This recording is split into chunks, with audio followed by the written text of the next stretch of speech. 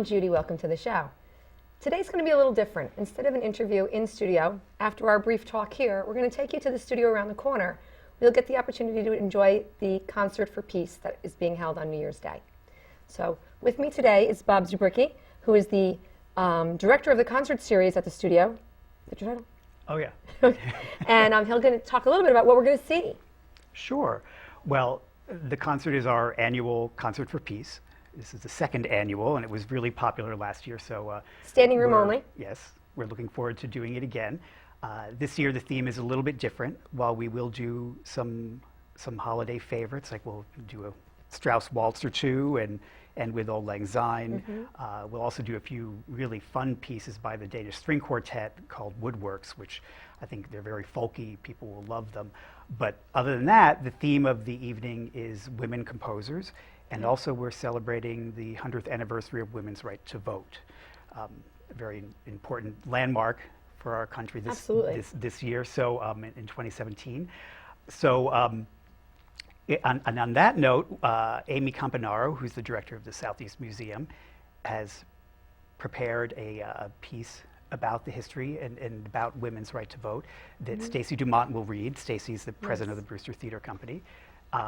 We'll also have a few other readers joining us to do poetry by Maya Angelou and some others. So that'll be interspersed throughout the evening. But other than that, we will be focusing on women composers and pieces that aren't often heard and really deserve to be heard. Excellent. So the main piece is a piano quartet, which is piano, violin, viola, and cello. I'll be joined by, I'll be performing the violin part, Adria Benjamin on viola, and Anik Ulianin, my colleague back from Gentleman's Guide on cello, and Jennifer Tao on piano. Both Jennifer and Adria audiences here, I think, will remember from have been at other events at the studio, yes. Yes, exactly. So they'll enjoy them again, I'm sure. So the main piece is by Mel Boni, who actually her full name is Melanie Helene Boni. She was born, I believe, in 1858 in France. At a time when women composers were not taken seriously. She was really gifted at the piano at a very young age. She mostly taught herself. She was very determined. And somewhere around age 12, somebody, a friend of the family, sort of said, hey, you've got to give this kid a musical education. Her parents did not want to. They thought it was not proper for a French lady to do. Right. So she did get some training, and someone actually took interest in her, and she actually became the first woman accepted into the then all-male Paris Conservatory as a pianist and composition student. She sat, at the organ bench with Claude Debussy and so many other people I love when you put it all into historical context. Right. I just find it so fascinating. It's like, yes, the music is beautiful, but there's so much more to it. Behind it is, I think that's what makes it really fun. Exactly, and that's something we really care about with our concert series in general, is giving people the background of the history and you're not going to get someplace else. Right, and what makes this kind of current in a way too, and important historically, and show what's changed and what hasn't. And what hasn't, right. So it's we definitely find that aspect of it very interesting. So she was discovered in some ways by Camille Saint-Saëns, the other very famous French composer, who said that her writing was so beautiful, her compositions were so beautiful that he could not believe they were done by a woman. Wow. Which is why she used the name Mel Boni, so that people wouldn't know that she was a woman, and her works would actually get heard. So this is a gorgeous, very romantic and lush piano quartet. Nice. So that's the centerpiece of the program. I have the privilege of reading from Maya Angelou. Yes, exactly. And, which I'm very excited about. Yes. And of course, it wouldn't be a New Year's Day if I didn't drag one of my family members involved. So my son will be doing a Cyndi Lauper, True Colors, which sort of fits the tone of the event. Right. Yeah. And another contemporary woman composer. Another contemporary woman composer, yes. And we have a few other contemporary ones. Jennifer Higdon. We actually performed a piece from her this past summer over at Space at Ryder Farm. And Rebecca Clarke will actually, she wrote a really charming arrangement for string quartet. And the string quartet members will be joined by my wonderful colleague, Sebu Serinian. So she wrote this arrangement of various holiday and Christmas hymns for string quartet, which it's really a delightful arrangement. A few other French composers, Cécile Chaminade, Jen will play a little solo piece by her. The other significant composer we're doing is Mary Rhoads. Mary is the mother, actually, of one of our artists at the studio around the corner, Sharon Nagasato. Sharon is a local... Long-time Brewster resident and local artist. Yes, and teacher at the Longview School, art teacher. And so her mother was a composer, a jazz pianist. She taught at the University of Northern Colorado. So we'll be performing two of her pieces, one for cello and piano, another for violin, cello, and piano. They're really beautiful and atmospheric and somewhat Japanese-inspired in a way. So that'll really be nice to have the local connection. Absolutely. As well. Well, I know last year is our first year we did this, and people left and they were really inspired and touched by what we did there. And I think that's what we want this year as well. We want you to walk out of there feeling a sense of peace and contentment as you start the year off. Right, and coming together as a community and just sitting and just taking it all in for a minute. Taking it in, yes. Yeah. Taking in the beautiful music and the time together. Absolutely. It's a great way to bring in the new year. So the Concert for Peace this year is at 2 p.m. at the studio around the corner on New Year's Day. It is a suggested donation, but of course anyone is invited to join us for the day. It should be about an hour-and-a-half concert. Yes. And right now, we're going to, as you sit back and relax, you will get to watch the concert. So as you're watching it, try to put aside all the differences and animosity and negativity of this past year as we think about the year ahead of us and remember the people that are important to us and take a minute and just enjoy the moment. Thank you and Happy New Year.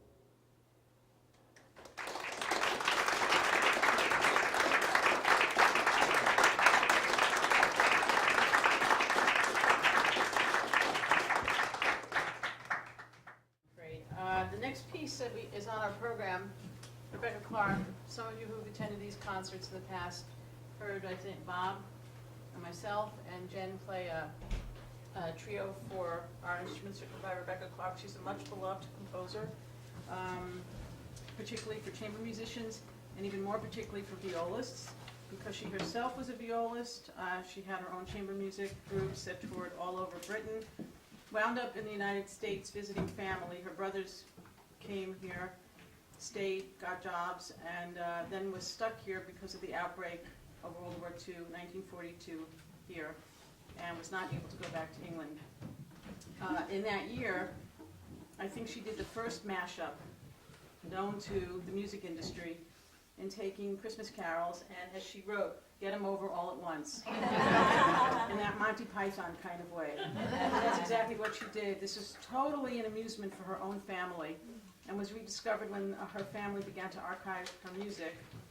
And now we have this lovely seasonal piece for you, and I want to credit Bob. I thought I knew everything about Rebecca Clarke, but he called me up and he said, "Do you know this Christmas Carol thing?" And I said, "I don't know what you're talking about. Who is this bang?" And I did some more research and was able to find the music, so this is all due to the wonderful Bob Zubrycki.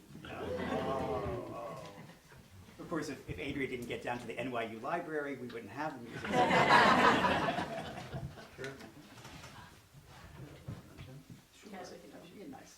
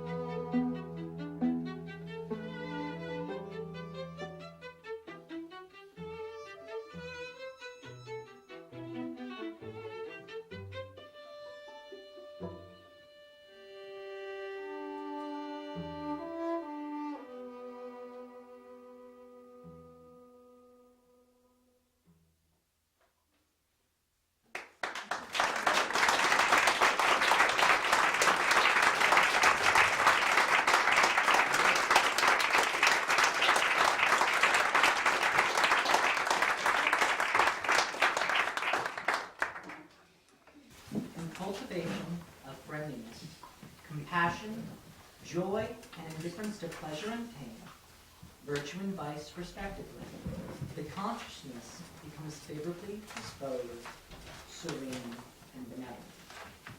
Patanjali. This sutra asks us to rejoice with the happy, to be compassionate toward the sorrowful, friendly toward the virtuous, and indifferent to those who continue to live in vice despite our attempts to change them.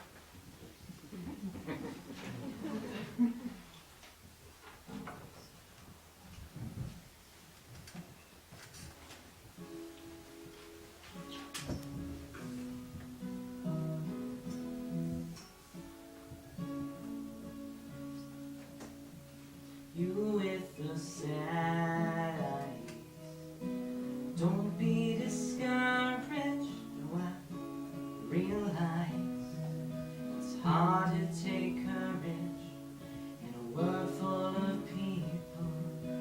You can lose sight of it all. The darkness inside you make you feel so small. See your true colors shining through. I see your true colors, that's why I love you.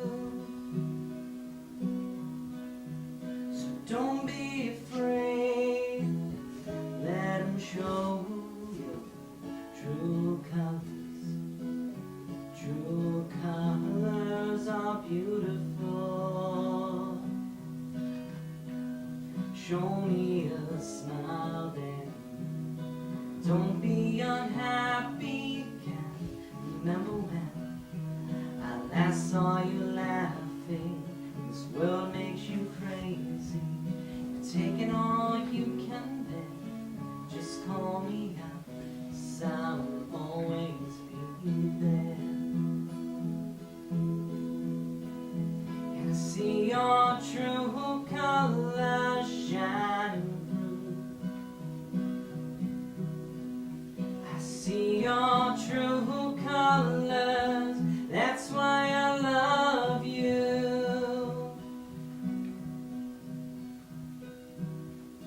So don't be afraid, let them show you true colors. True colors are beautiful. True colors, true colors, true colors are beautiful. True colors shine.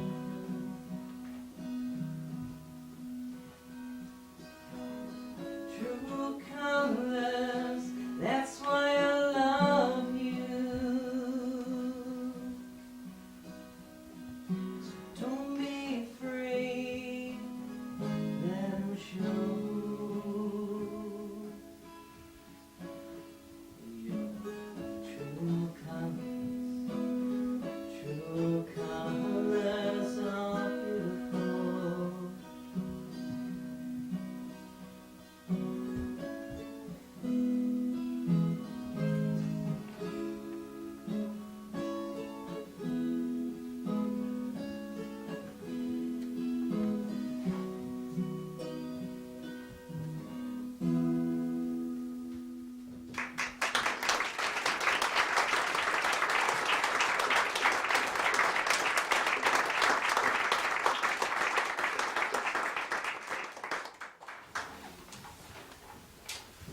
Still I rise, by Maya Angelou. You may write me down in history with your bitter, twisted lies. You may trod me in the very dirt, but still like dust I rise. Does my sassiness upset you? Why are you beset with gloom? 'Cause I walk like I've got oil wells pumping in my living room. Just like moons and like suns, with the certainty of tides, just like hopes springing high, still I rise. Did you want to see me broken, bowed head and lowered eyes, shoulders falling down like teardrops? weakened by my soulful cries. Does my haughtiness offend you? Don't you take it awful hard, 'cause I laugh like I've got gold mines digging in my own backyard. You may shoot me with your words, you may cut me with your eyes, you may kill me with your hatefulness, but still, like air, I rise. Does my sexiness upset you? Does it come as a surprise that I dance like I've got diamonds at the meeting of my thighs? Out of the huts of history's shame, I rise. Up from the past that's rooted in pain, I rise. I am a black ocean leaping and wide, welling and swelling, I bear in the tide. Leaving behind nights of terror and fear, I rise. Into a daybreak that's wondrously clear, I rise.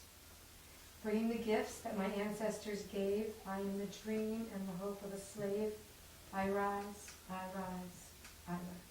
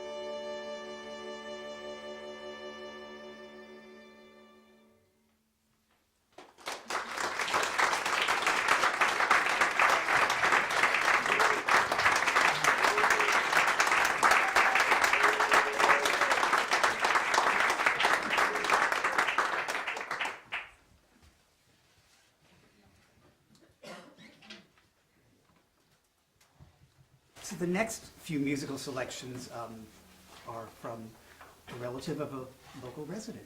Our wonderful artist Sharon Nakazato, her mother, Mary Rhoads, was a composer, a pianist, a jazz pianist, and a feminist.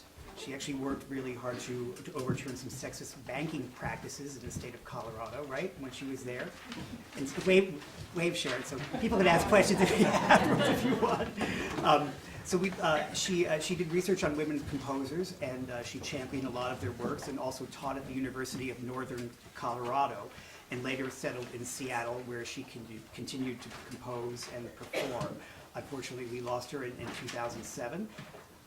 We have two works for you today, the Lament, which my wonderful colleague Anique will perform, and then Lotus Pond, which is for the trio. And in between that, Stacy Dumont will read a piece about women's right to vote and women's suffrage. So I don't know if you all have the handout. There was a little thing with voter tallies. If you didn't get it, grab it on your way out. It's really interesting, breaking down election district by election district the votes for women's suffrage back in 1915 and 1917. So it's a fascinating insight into Putnam County at that time. So.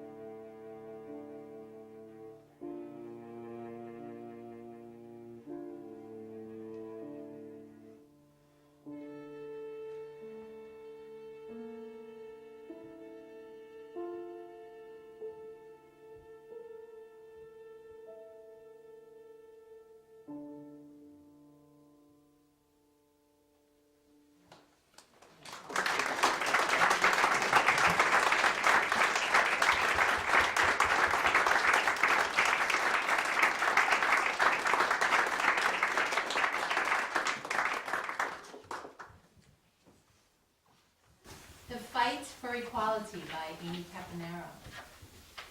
100 years ago, on November 6, 1917, men of New York State went to the polls and voted their mothers, their sisters, their wives, the vote. Over these 100 years, the struggle endured to receive the vote had been largely forgotten. Women from Putnam County were active in their communities, and many joining temperance leagues to combat the ills of alcohol. Temperance union members signed petitions and pledges of abstinence from alcohol, marched in local parades, and taught the evils of alcohol abuse. A society free of alcohol would mean a more industrious workforce, increased output at work, and the end to domestic abuse, of poverty, of father abandonment, and social vices like prostitution. You may ask, what does the temperance movement have to do with suffrage? A woman's job was to take care of the home and the family and to raise good citizens. The thought was, if women were able to vote, they could ban alcohol, making the world a better place for their children.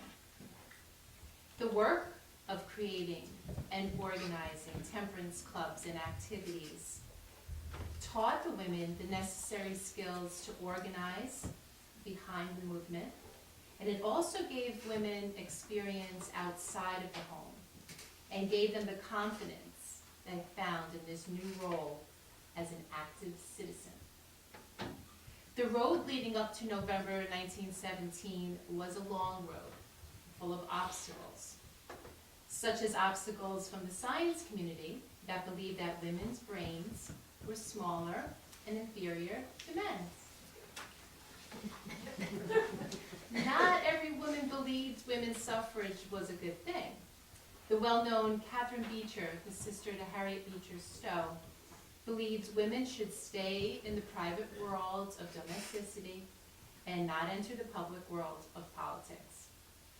Women were viewed in the 19th century as intellectually, emotionally, and physically inferior. It was believed that women were frail and their energy should be focused on childbirthing and rearing and not worldly matters. Why give them the burden of the vote? Voting became a right designated for men, and it would make women too masculine. It would upset the traditional roles of the family. 19th century married women lost most of their legal and economic rights. Women were not allowed to serve on juries, unable to enter into contracts or sue on their own behalf, or vote. Women lived as second-class citizens, given none of the privileges of citizenship. Single working women were still required to pay taxes. Tired of these economic, legal, and social restraints, women gathered at Seneca Falls, New York, in 1848 for the first Women's Rights Convention. The Seneca Falls Convention brought women's suffrage to the forefront.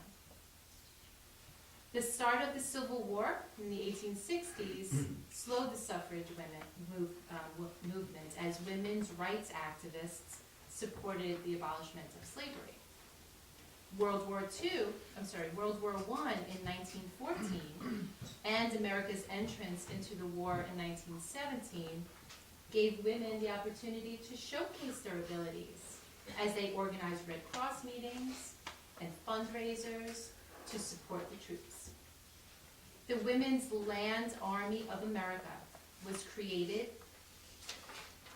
to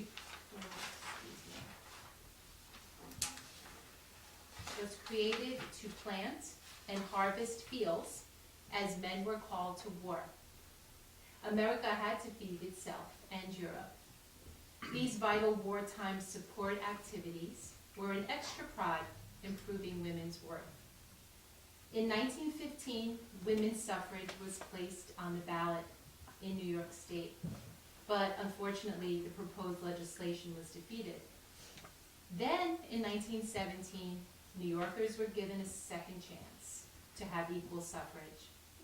This time, the measure won, largely due to voters downstate and in New York City. The federal amendment to the U.S. Constitution granting women's national suffrage was ratified in 1920, and for 72 years on the national level, women petitioned, picketed, lobbied, were jailed, and fought, even with themselves, to be granted their natural rights and the opportunity to achieve their full potential. 100 years ago, this past November, the struggle for equality and suffrage was ended in New York.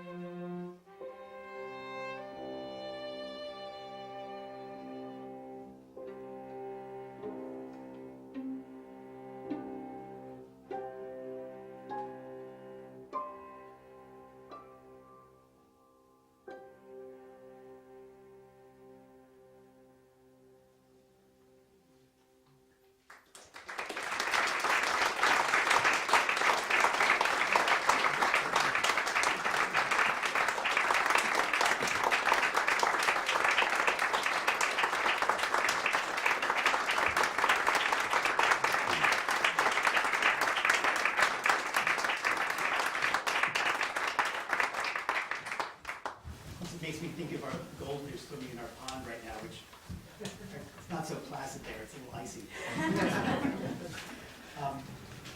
Just want to tell you a little bit about Mel Boney, the next piece. And since Adrian mentioned how we discovered the Rebecca Clarke, I certainly did a lot of research on women composers and trying to find interesting selections to perform. This one kind of happened by chance. I did not find Mel Boney in my research. Christopher and I were on a little vacation in France in September and walked into a music store in Montpellier and found this piano quartet. And it had a little history about who she was, and I was fascinated and had no idea if the piece was any good. So I plunked down, the 45 euros or whatever it was, and brought it back. So I just thought I'd tell you a little bit about Mel, or Melanie Helene Boney. She lived from 1858 and died in 1937. And she taught herself the piano as a child in a very hostile family environment. Her parents discouraged her interest in music. When she was 12, a family friend told her parents, "Look, this kid is really talented. You need to give her an musical education." And they resigned to do that, and they got her into the prestigious conservatory there. And César Franck was so impressed with her abilities that he made arrangements for her to be admitted to the then all-male Paris Conservatory. So she was the first woman admitted back in 1876. She attended the accompaniment, harmony, and composition classes and sharing the benches with great composers like Debussy. At the time, it was clear that musical composition could in no way be a profession of a woman, that a woman could not compose anything of value. And Melanie gave herself the pseudonym Mel Boney to hide her identity and anything feminine about her name. So while at the conservatory, though, she fell in love with a fellow student, a gentleman named Amédée, and this was a relationship that her parents disapproved of, another musician.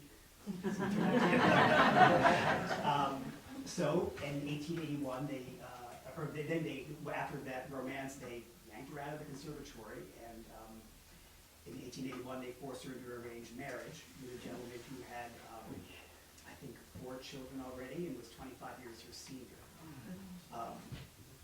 So they did apparently get along okay. They had 3 children together, so, which is pertinent to what comes a little bit later in my story here. Because years later, she did meet Amédée again, and he was now a successful music critic, and he encouraged her to begin composing again, because she did stop. But she also could not resist the romantic temptation. So at one point, she went to Switzerland for a cure, gave birth to her daughter, Madeline. She actually financed Madeline's education, but Madeline had no idea who her mother was. She was raised by foster parents. And then when her foster mother died, she came to live with her mother, and no idea of who her identity was. She was told this was her godmother, this is her godchild. And she finally had to confess when Melanie was 15 and began to fall in love with her then half-brother. Her mother had to. Anyway, sorry, a little intriguing. Certainly, as we know, a result of what happens when we don't really have our own free will. Saint-Saëns highly praised her chamber music. He said, "I never thought a woman could write anything like this. She knows all the clever tricks of a composer's trade." This was both a compliment and also a sad commentary on the fact that women composers were basically ignored and regarded as second rate. By the time of her death, she wrote over 300 works, which fell into obscurity until historians began to examine the contribution of women composers back in the 1960s. So, when you really will go into the piano quartet, it's about 25 minutes. This is the meat and potatoes.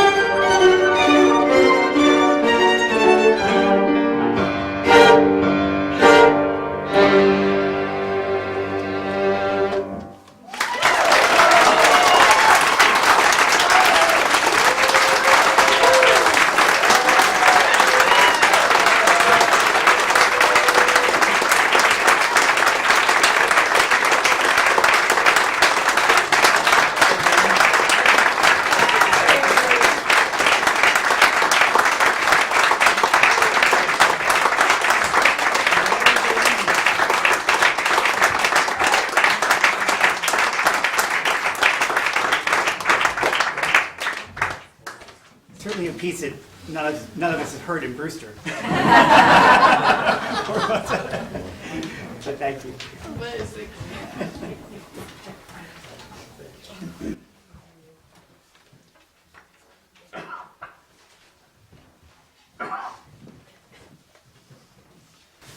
By Emily Dickinson.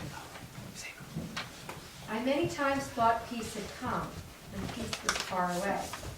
As wrecked men deem they sight the land at center of the sea, and struggle slacker but to prove as hopelessly as I, with how many the fictitious shores before the harbor lie.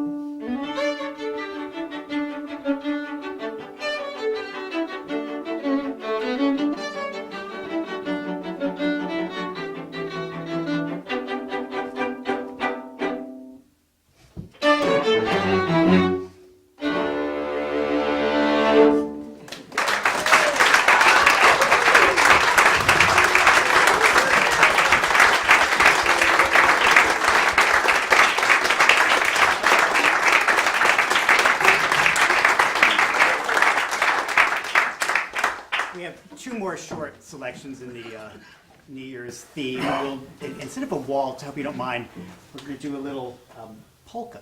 And it's all going to be pizzicato. Remember to put our bows down, right? We don't need the bows at all for this. So a very short pizzicato polka. And then there's a sing-along, so, you know, warm up your voice, like 2 verses.